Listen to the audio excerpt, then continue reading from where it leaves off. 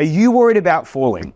If so, you should keep watching this video because we want to show you how you can reduce your risk of falling by doing these 3 simple balance exercises. Hey, it's Jack and Gaz, and as physiotherapists at B Mobile who work exclusively with adults 55 plus, what we hear from a lot of our clients is that they want to improve their balance so that they can reduce their risk of falls. That's right, and this is understandable. We know that 1/3 of adults over 65 fall each year, and this proportion increases with age. Falls can have disastrous consequences, injury or loss of independence.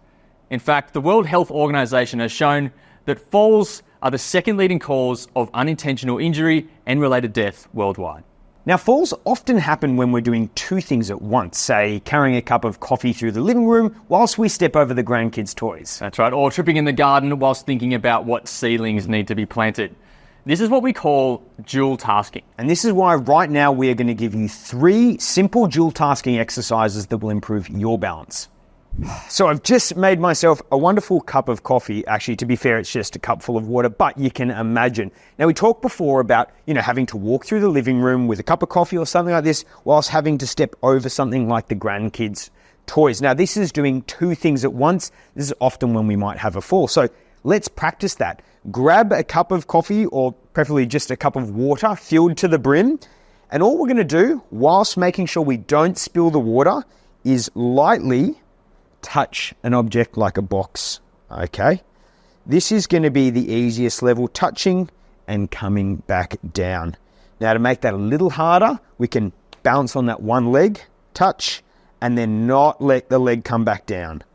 Touch, just like that.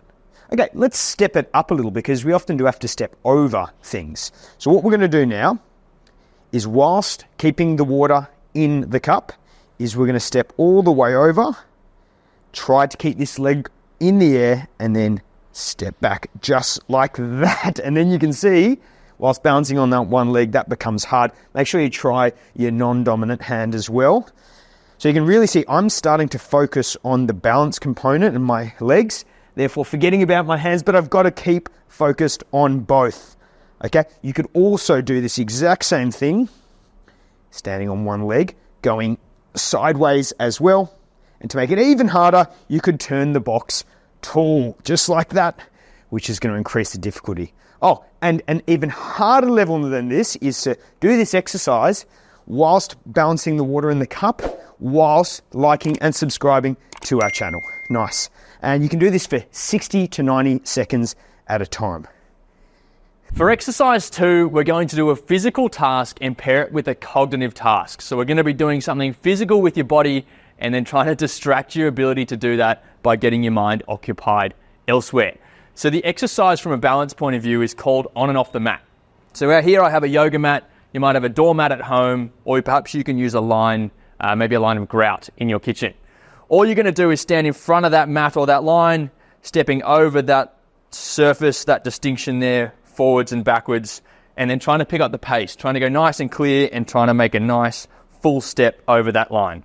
So that's the physical balance task, but now we're going to get your mind occupied elsewhere by adding in a cognitive task. So for example, if you're a numbers person out there, we're going to start on 140 and we're going to count backwards by 7s. That's my favorite number. So we're 140, 133, 126, 119, 112. I could go all day. It's really too easy for me. So if it is too easy, let's try something else. You might be a geographer out there. So let's go through some countries.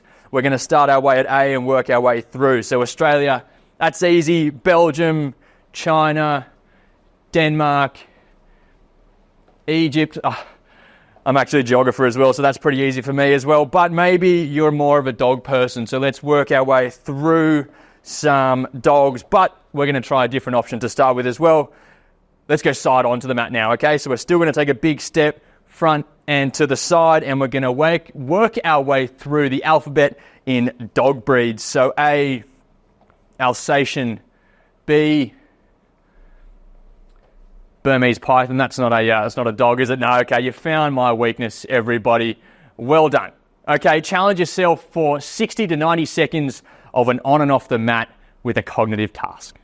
For our third and final exercise, you are going to need something like a tennis ball or a flat juggling ball like this, or anything around the house similar. It could even be an apple or an orange if you really want. So we are going to be getting into a balanced position. So at the moment I've got one foot in front of the other, a tandem stance, or I could even do a single leg balance for this exercise as well to make it a bit more difficult. Now we're just going to use one of the balls. All we're going to do is chuck it up and catch it. Now, as you can see here, I'm already wobbling about a bit because I'm really focusing on the ball catch, well, especially if it goes out a bit further, and not focusing as much on my balance. So the dual tasking is really happening now. Okay, so you can do that, as I said, in tandem. You could also do a bounce with that one, which makes it a little bit harder. Just like this. Once again, you can do that on your single leg balance as well. Even going under the leg, little things like that, against a wall with a partner if you do have someone there to do it with you, okay? So make sure you try this one for 60 to 90 seconds. You can have some real fun, maybe even do it with the grandkids. Don't take your balance for granted. Work on it and you'll reduce your risk of falling. And make sure you comment below telling us what the hardest exercise out of those three was for you.